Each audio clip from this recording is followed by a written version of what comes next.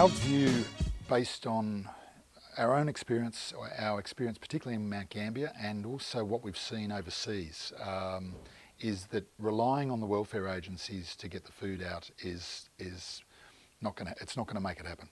To get the level of increase of food volume that we've got to get out to the community means we've got to actually start dealing with the end users ourselves. So we see our food hub model of having discrete shops where people can come and collect food.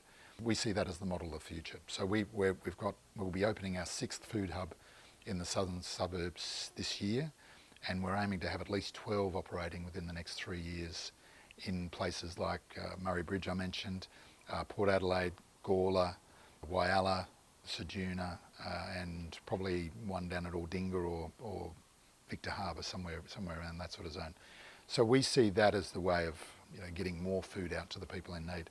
The other part is, although we don't want to ever be the food police that dictate to people what food they should be, because we get lots of requests from people saying you should only be giving healthy food to people who are in need. And our view is we're not the food police. We're not there to tell people how they should and shouldn't eat. They're adults. Having said that, we think there is the opportunity to provide education programs such as we're looking to launch a food education program. So wherever we have a food hub, we also then want to provide cooking classes each day where people can come along, learn a recipe or two, learn how to make 20 meals out of a kilo of mince, learn how to cook on a budget, so that there is a more ongoing sustainability of their ability to be able to use healthy food but use it to its fullest purpose. We have had some funding from the state government over the years that's mainly linked around the launch of the food hubs. It's far less. It's on a per capita basis we get less than Northern Territory, and in terms of pure dollars, some states get more than 10 times what we get. So we don't want to be a quasi-government agency. We're not asking for full government funding. However, we believe the government should have some skin in the game, given that we are the safety net of the community. We're there to catch people when they fall through and make sure they're looked after and they got food. So we think we would much rather find a way of partnering with the government to get a little bit more sustainable funding than what we've had in the past. So we pitched to all the political parties prior to the election, and we're hoping that we will see some increase this year. If we don't, then it does limit the geographic distribution that we're going to be able to do to the state. So that means some people are going to miss out.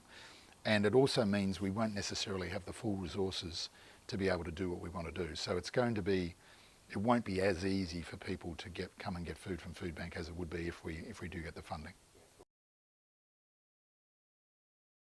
The traditional way that food banks always work is to go through the welfare agencies and when we first started, it was basically always in hampers, so a box of food.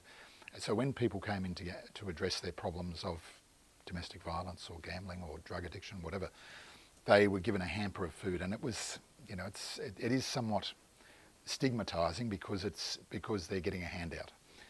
So the concept of having a food hub where people can actually shop and collect and select the food themselves we're trying to recreate what it's like to be in a supermarket. So it's a far more it's not a belittling experience. We try to make it so that we don't judge what people are like. We try to make them a very welcoming environment.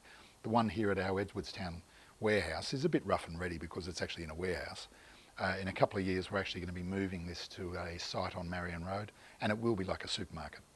So as we've opened more of them, we specifically target volunteers to work in the food hubs who have that customer centred focus, who can deal with customers, who are used to making it a nice, happy experience. So we think we're starting to get that way, and we think as I said before, the food hub model to us is a far better way than giving people a handout and tapping them on the head and saying thank you very much, off you go.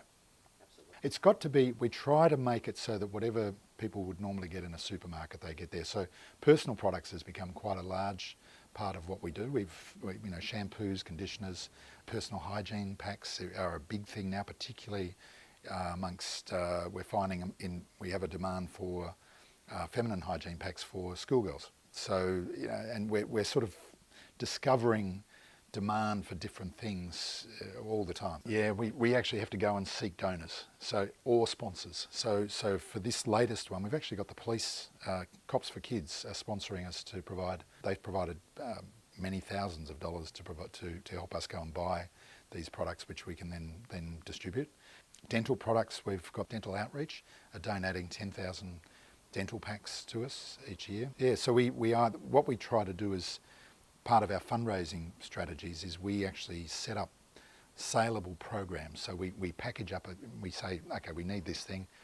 We have a rice program, we have a school milk program, we have the personal products, we have a men's care program, a pet care program. So we'll package those up and find specific companies who may be interested in sponsoring that particular program, and that's been quite a major change in the methods we've got in fundraising, because it enables a company or an individual to put a tag on something that they're passionate about, that they've actually got an interest in.